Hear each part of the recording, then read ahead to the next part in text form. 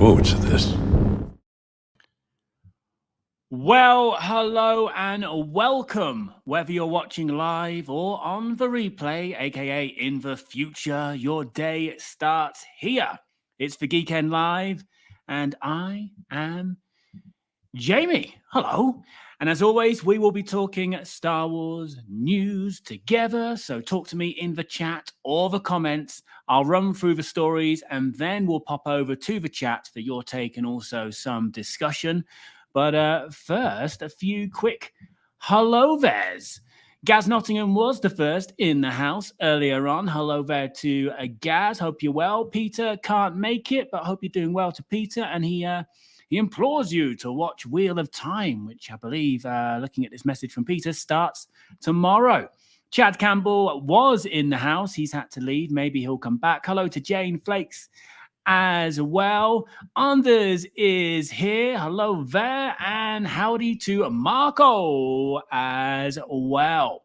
Right then, let's run through the stories and then I'm going to pop back to the chat once I've gone through them. And also hello to Simon D there as well. Just got back from London. He's made it in time for the Geeknd Live. Just in time for our first stories. So like I say, we'll do the stories. We've got some Kathleen Kennedy, which is always fun, isn't it? We've got some Rogue Squadron and some Adam Driver as well. More on that to come. So first story we will do is Kathleen Kennedy. It's a controversial one, this, isn't it? I don't think I'm surprised by this news. I don't know if anybody, despite the various headlines we've had over the years, I don't think anybody is genuinely surprised by this.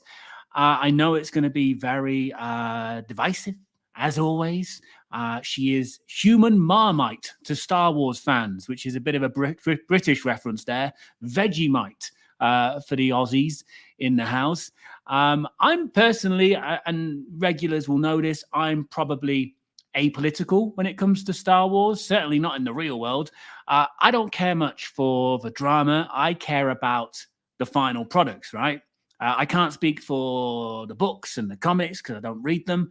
But from a movie and streaming point of view, there's been a lot I've liked under her watch, this era of Star Wars. Of course, there's been some I've liked less and some that just isn't for me. Simple as that. And the latter is fine, by the way. This is a franchise now with a wide audience, demographics. Not everything will be my cup of tea, and I'm ready for that. I'm prepared for that emotionally, physically, all the kind of ways. I am prepared. Clearly, though, at the same time, it's not been perfect leadership from her. There's been falling out. There's been creative differences. More on that in our next story with Patty Jenkins. And, of course, the sequel trilogy, which I'm not bashing. Again, regular viewers, my views on the sequel trilogy. I'm not bashing it, but I'm certainly not the only one who believes it should have had more of a plan. And that kind of falls at her feet, I suppose. But I'm not excited for this news. I'm not Tom Cruise on Oprah's sofa couch over it, but also I'm not angry about it. I'm kind of in the middle about it. To be honest, it's almost irrelevant as I look forward to some more final products. And that's what I will judge her leadership on moving forward anyway. So let me know what you think. I'm expecting very mixed responses in the chat. But before I come over to the chat, because this kind of segues in pretty nicely, as I've alluded to it already, we are going to switch over to another potential final product that seems to be drifting further away, and that is the Rogue Squadron movie. So let me just get this screen up.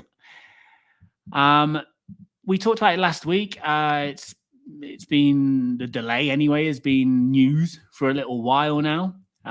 So we discussed this last week, but we didn't really have any background, any details last week, but it seems now, and I don't know how official this is, how official this will ever be, but it seems there might be creative differences landing the film in trouble, leading to the delay and perhaps more delays, potentially a parting of ways between Lucasfilm and Patty Jenkins.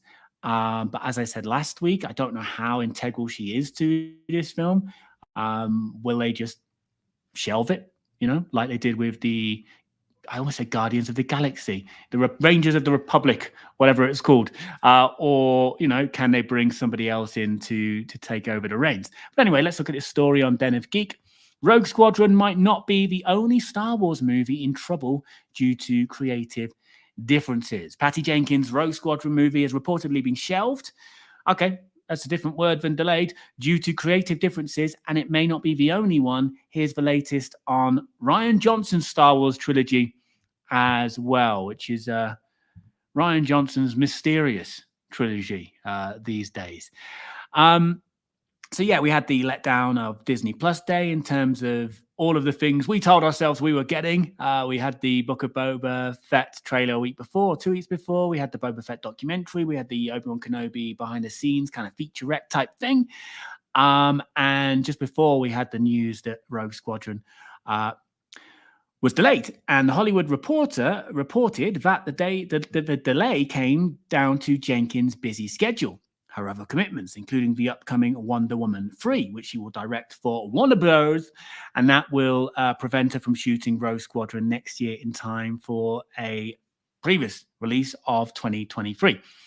According to the outlet, there was a hope that once Jenkins' schedule cleared up, she'd be back to finish what she started with Matthew Robinson, who was writing the script. Okay, I actually thought she was involved with the writing. I mean, sure, she is involved with writing, but she's obviously not the main writer. But a follow-up report by The Hollywood Reporter editor Matthew Belloni, writing for Puck News, asserts there are bigger problems behind the scenes than Jenkins' packed schedule. Yes, like several other Disney-era Star Wars projects before it, it sounds like Rogue Squadron was delayed due to creative differences. A little bit more complicated than a diary clash. So here's some quotes here from the aforementioned article. I talked to a few insiders this week that said the real culprit was the dreaded creative differences. Specifically, Jenkins couldn't agree on the script with Lucasfilm executives, including senior VP Michelle Rejwan, writes Belloni. Jenkins wasn't willing to dick around, and she has other projects, notably Wonder Woman 3 at Warner Bros., where she enjoys more creative freedom.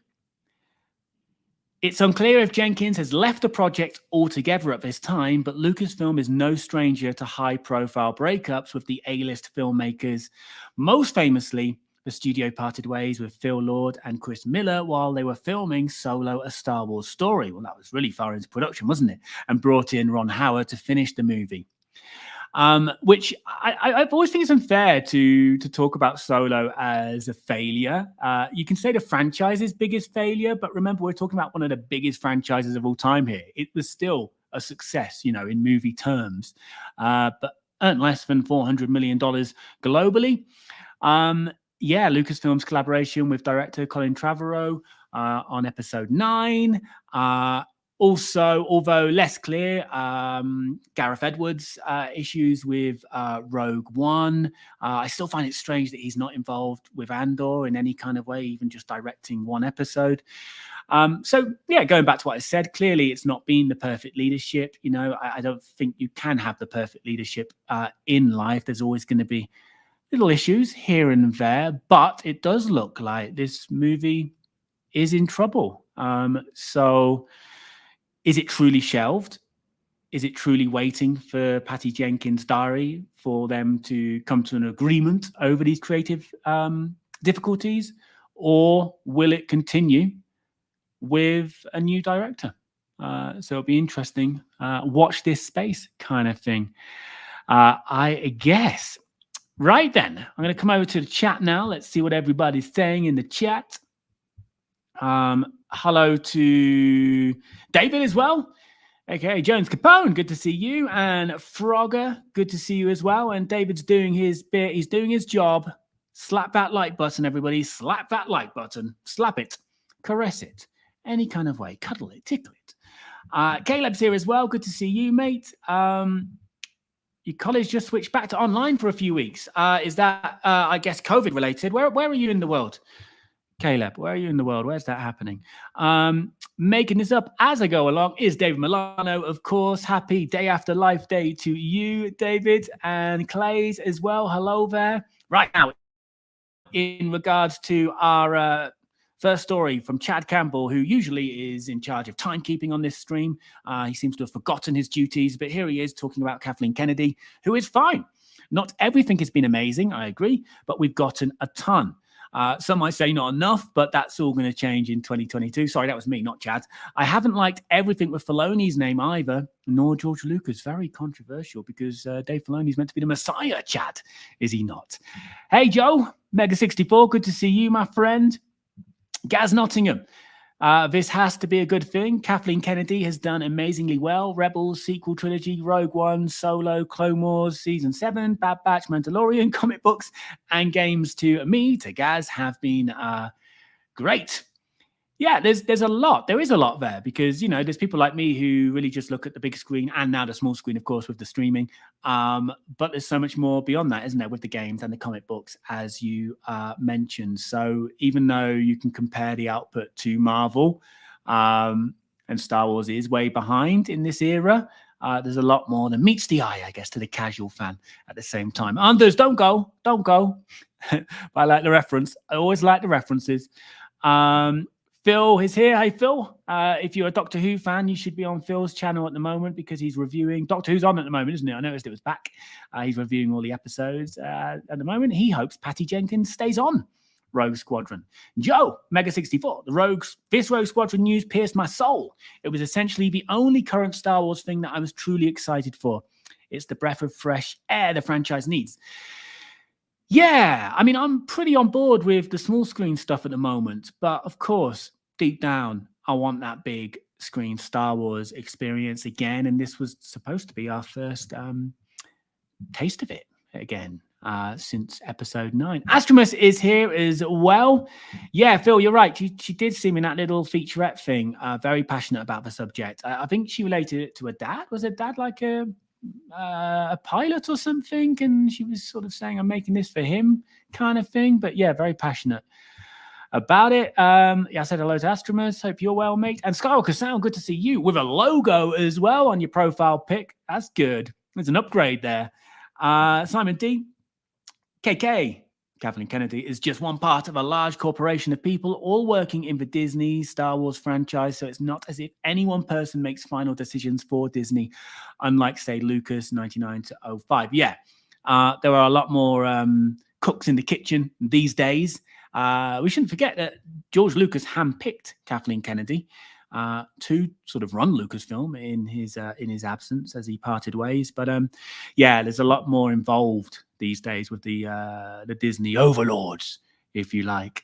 I mean, I know some people at Lucasfilm, and they're all, like, everyone I know is really cool, really nice, and genuine Star Wars fans, and they're like the kind of the indie kids, if you like. They are the genuine Star Wars fans and the filmmakers, but they do have to answer to upstairs, of course. So I kind of look at them as two different things, Disney and Lucasfilm. Well, they are two different things. Is any of this info verified by Lucasfilm Disney? No, but it's a former Hollywood Reporter editor, so it's a bit more legit than some of those sources and sites out there. But as far as I know, it's not completely verified. There's been no, official statement or anything like that. Chad Campbell, I would be sad if Rian Johnson's trilogy doesn't get made, whether people like what he did with The Last Jedi. He is a fantastic creative director. Yeah, I think this trilogy, forget what you think about, don't unsubscribe over this. Forget what you think about Rian Johnson for a moment. He is a talented filmmaker, whatever you think to The Last Jedi. Massive Breaking Bad fan. And I think Breaking Bad is some of the finest television of all time. He directed some of the finest Breaking Bad. I think his own trilogy is his perfect Star Wars. Someone like him was a risk.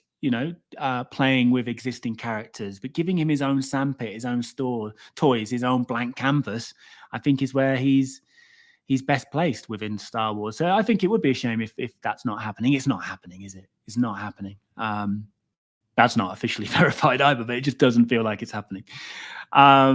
And yeah, Knives Out. I mean, he's busy now. Isn't Knives Out going to be a trilogy?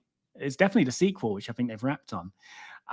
Caleb, yeah, have I got any more Star Wars cast crew interviews coming up? I've got 3 recorded. I'm kind of sort of testing other things out at the moment, but I'm going to release one before the year's out, which is obviously quite soon. Look out for a promo, a teaser soon. I'm not going to say who it's with until that drops. And also Lightspeed Tonight will be returning. There'll be an episode before the year's out as well. But I'm really trying to sort of, the Lightspeed Tonight and the interviews is content I'm not in control of. And the interviews anyway have been my most successful content in the past. So I'm really trying to get a hit that's not an interview. It's just me coming up with an idea and doing a voiceover or something, you know, that I can reproduce to try and grow the channel. But of course, the interviews are the backbone historically and moving forward. So yeah, just not as frequent. But there are more coming up. And like I say, you'll get one very good one before the year's out. Right. Caleb's in Massachusetts. Okay. Jones Capone, which is David. And Jones Capone's talking about David. Yeah, slap that like button, everybody. That bloody like button. Right. Jane Flake says, by creative differences, do they mean that said person would not bow to the company policy and do as they were told? Probably, yeah, essentially. Right, I'm going to bring in this last story, and then I'm going to come back to the chat. If I've missed anything, then I'm sorry. Also, hello to Glenn, the geeky hippie. Yeah, big day for you tomorrow, right? Peter said Wheel of Time starts. I've linked to Glenn's channel in the video description. So if you like, or if you're excited by Wheel of Time, intrigued by it, go and check out Glenn's channel linked in this video description. I'm seeing some comments about Wonder Woman. The first one was great. I agree, Phil. Second was a massive step down and flawed, but still watchable. I agree with that. I saw Chad earlier saying something along those lines, or I think a little less kind about Wonder Woman 1984. Anyway, copy and paste anything back into the chat, and I'll be back in a moment with more chat. But first, we've got our final story, and I've got a little personal anecdote for this one as well. So hang on a second. There's always this screen issue. Right, everyone.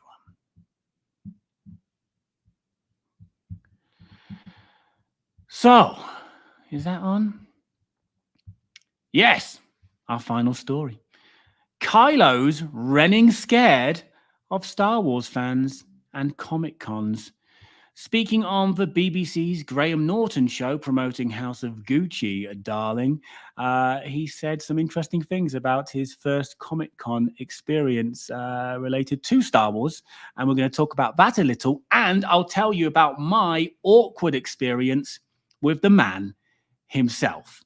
So this article's on comicbook.com. I noticed it's been doing the rounds, though, so you may have seen it elsewhere. And a bit of background, this was pre The Force Awakens. So he's a bigger deal now, right, than he was then. So let's have a look at this article. So, Adam Driver is one of the high-profile stars of Ridley Scott's new biopic, House of Gucci, in which he plays Gucci Empire Maurizio Gucci. While appearing on the UK's Graham Norton show, Driver was asked point blank by the host if he liked going to Comic-Con his first time.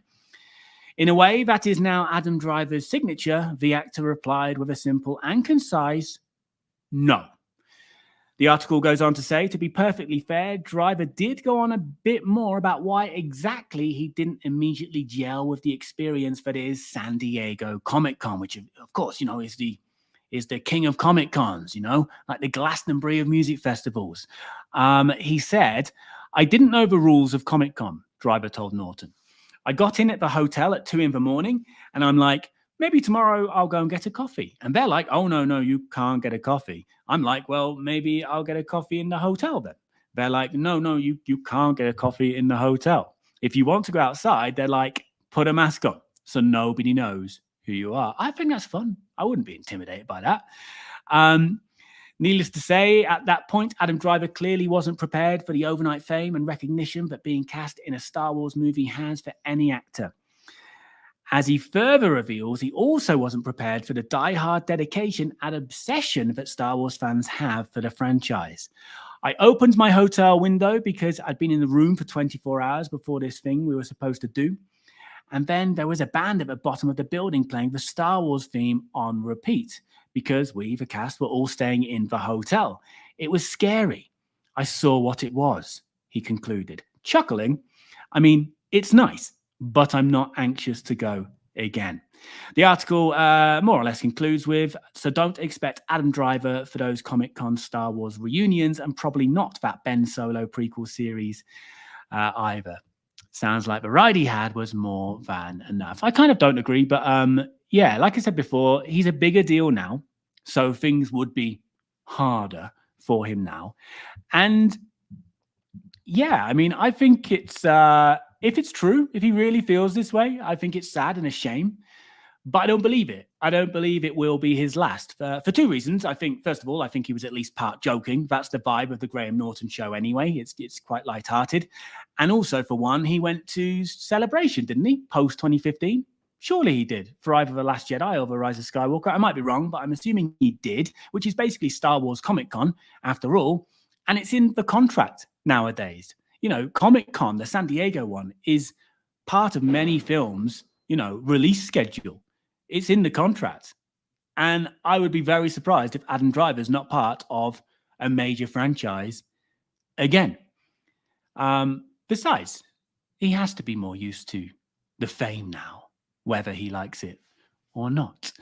But away from his apparent Comic-Con phobia, I met the guy when I was at the Last Jedi press junket. Press junket, if you don't know, it's when you get like 5 minutes in a hotel room with someone who's seen a lot of someone's in the same hotel room all day asking the same mundane questions. Nobody likes press junkets. On my side and their side, nobody likes them. And I talk more about this and other interview experiences in my Patreon-only series, which is available for the price of a cup of coffee a month.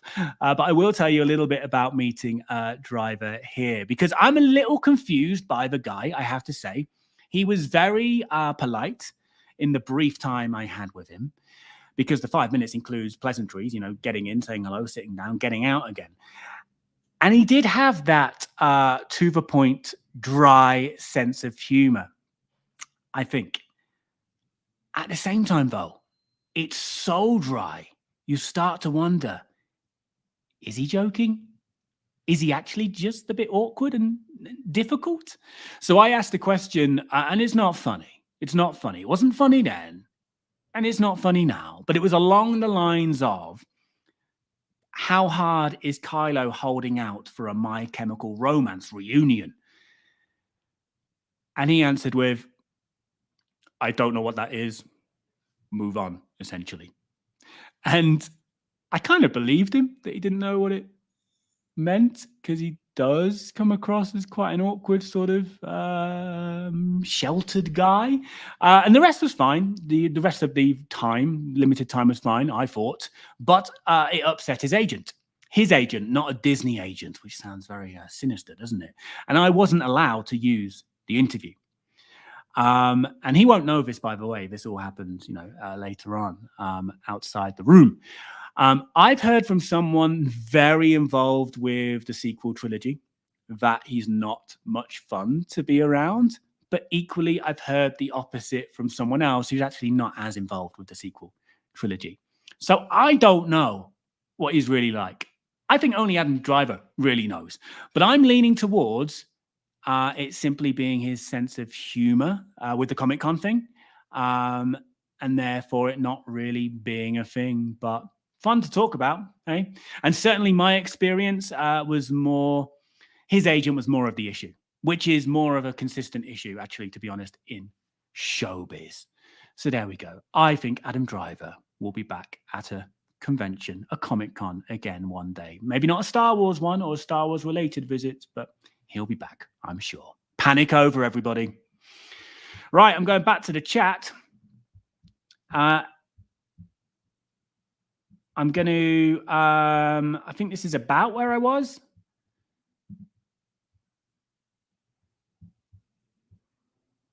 I think this is where, okay, there's a bit of Wonder Woman. We'll move on from Wonder Woman. Marco, Jamie, so I'm starting from here. So anything I've missed that you have a burning desire for me to see and read, then copy and paste it back in. Marco, Jamie, have you ever had a bad experience interviewing any of the Star Wars actors? Spill the beans, please, or heard of any stories? I've talked about this before. Dave Prowse was a bit difficult, but it wasn't his fault because, you know, we learned later he wasn't very well and he was suffering from dementia. So it was just more not him being difficult. It was just more of an awkward, difficult situation. I guess the Adam Driver one is, I mean, I go into more detail on the Patreon thing, but yeah, you got the basic gist of it there. I wasn't allowed to use the interview, you know, something I'd gone to do. You know, and luckily I had other people that day that I was interviewing as part of the junket, so I didn't go back to my employer of the day, which was Shortlist magazine online, and they'd never used me before. They were using me for the first time, and I might have gone back with nothing if I only had the Adam Driver interview. Luckily, I had Boyega, Ryan Johnson, and Benicio del Toro, who were all brilliant. So that was all good in the end. But yeah, I guess those two are the ones that spring to mind. But if I think more about it, I'm sure there'll be more as well, because humans, man. Power Droid Girl, good to see you here. Rogue Squadron, like Andor, looked to be right up my street, so I'm gutted to see it shelved. I'm nonplussed about Kennedy staying, but I think she'll be kept away from the creative decisions. I guess we'll never know in terms of that, but yeah, the language seems to be going from delayed to shelved, which is kind of more worrying, isn't it? Chandler's here, representing San Diego, home of the Comic-Con. Chad Campbell, Adam Driver at a Comic-Con, particularly in the peak of the sequel trilogy, would be like an old Beatles or Elvis show. Yeah. He loves it deep down, I'm sure. Does Driver.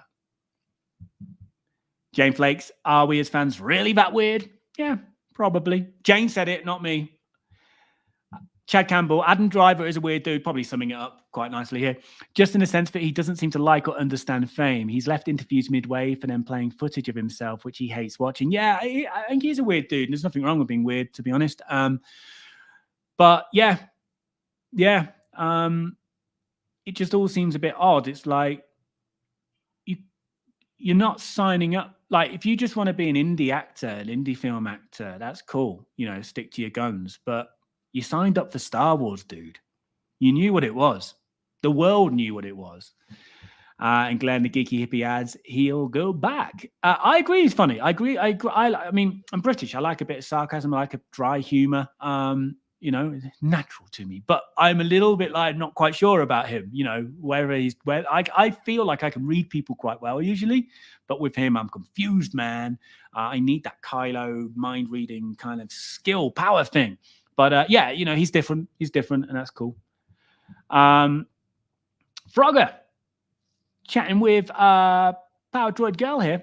I think this is in terms of the creative decisions for Kathleen Kennedy. I suppose KK is a decent business person, but I don't think she's a very creative person who gets movies or the fans of a franchise.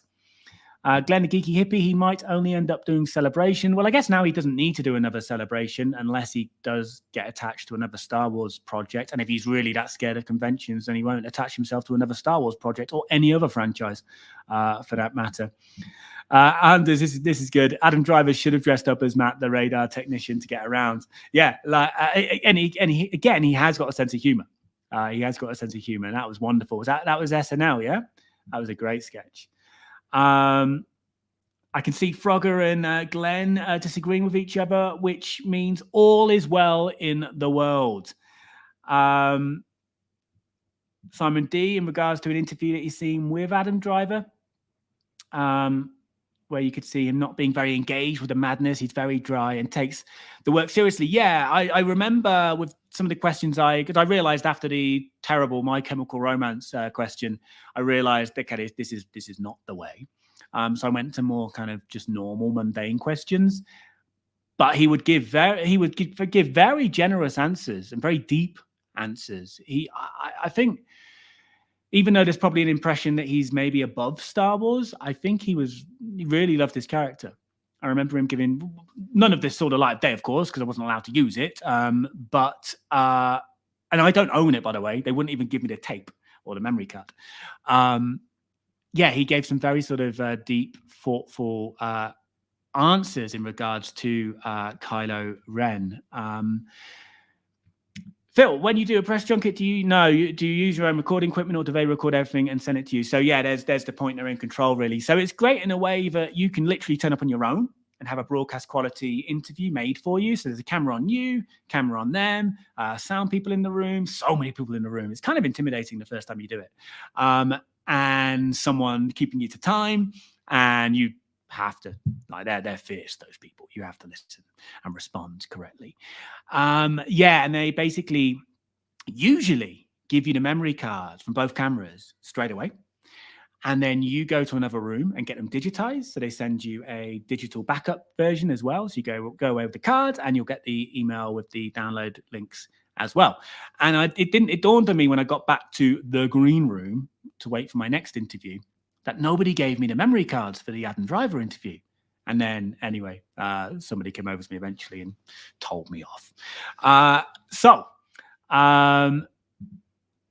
Uzap, how much pressure are you under to make actors laugh during press junkets? I think only you put yourself under that kind of pressure, to be honest. I think it's a known fact that they're bored. They're being asked the same things every day. And also with 5 minutes, I like doing proper interviews, proper conversations. You can't have that in your 5 minutes, which includes getting in and getting out. So you kind of need to think of a gimmick. So one question or two questions, 3 questions, quiz questions that you can ask. But you also need to have time with other people attached to the film. So you can ask those 3 to 4 questions to each person and then sort of cut together montage-wise. So you need a gimmick. So you kind of have to put yourself under that pressure to get the best out of that terrible time that you have. So I don't think it's a pressure that I must make them laugh. It's more like I must get something usable out of this, whether they laugh or not. It's not cool. It's not cool. I'm not complaining. I will never do one again unless, someone pays me. I certainly, I've done some for free in the past. I certainly would not do that because they're not nice experiences, really. It's a factory, really. It's just churning out these talking head sound bites. Good for sound bites if that's what you want. But if you want a proper sit-down interview, really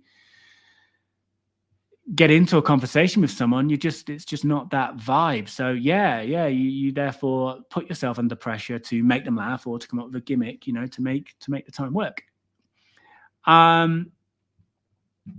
Simon D. Michelle Mclaren was my favorite Breaking Bad. By the way, off topic, the Hank brothers car park shootout episode almost gave me a heart attack. Yeah, that's a powerful episode.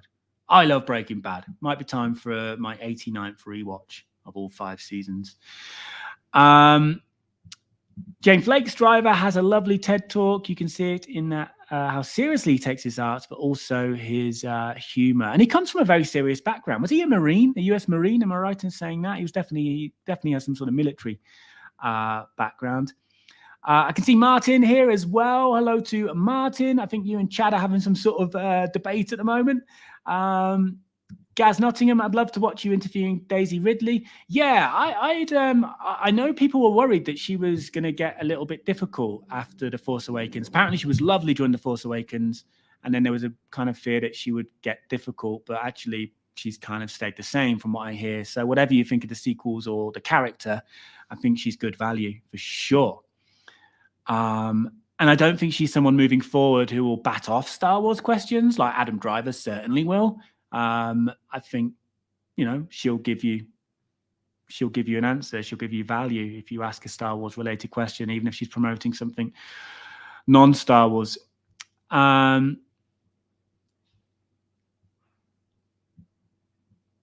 Marco, yes, I heard David Prowse could be a nightmare, and a mate of mine asked Peter Mayhew, would he stand up for a photo, and he told him to F off.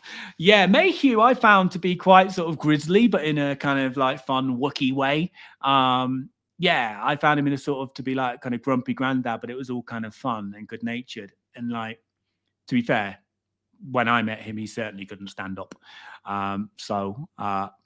Yeah, not surprised you got that response, to be honest. But again, David, purely down to, sadly, health issues, why it was very difficult. Simon D, I worked with a few of the Star Trek actors, and some of their obsessive fan theories are scary, intense. Most fans are great. They are. Most fans are great, but some followed them into the toilets for signatures, stroke photos. Right, everyone. I think there's a lot of sort of chatting amongst yourselves here, which is always good to see. If there's anything I've missed, please copy and paste it back in. Michelle Mclaren was one of the many Breaking Bad directors and one of the finest. And yes, Mayhew did have physical problems for a long, long time. Yeah, long time. Right. Final call to copy and paste anything in. If not, we will wrap up. I will just take this moment to thank all Patreon members, not just the ones that you see on the screen. And of course, everybody for getting involved, as always, in the weekly The Geeknd Live edition. So I think that's it. It's gone quiet in the chat. And if you do want to see more Lightspeed tonight soon, you've got to hit that like button, people. But with that, everybody, I'm sorry if I missed anything. There was a lot of sort of chatting amongst yourselves, which is great. I like to see that. But obviously, I can't bring up every single message. So thank you to everybody for joining. And with that, I leave you for another week. I love you. And we'll do it again next week. So remember to keep waving while I click the end broadcast button, which always seems to take me a while. Keep waving, everybody. Keep waving. Waving, keep waving.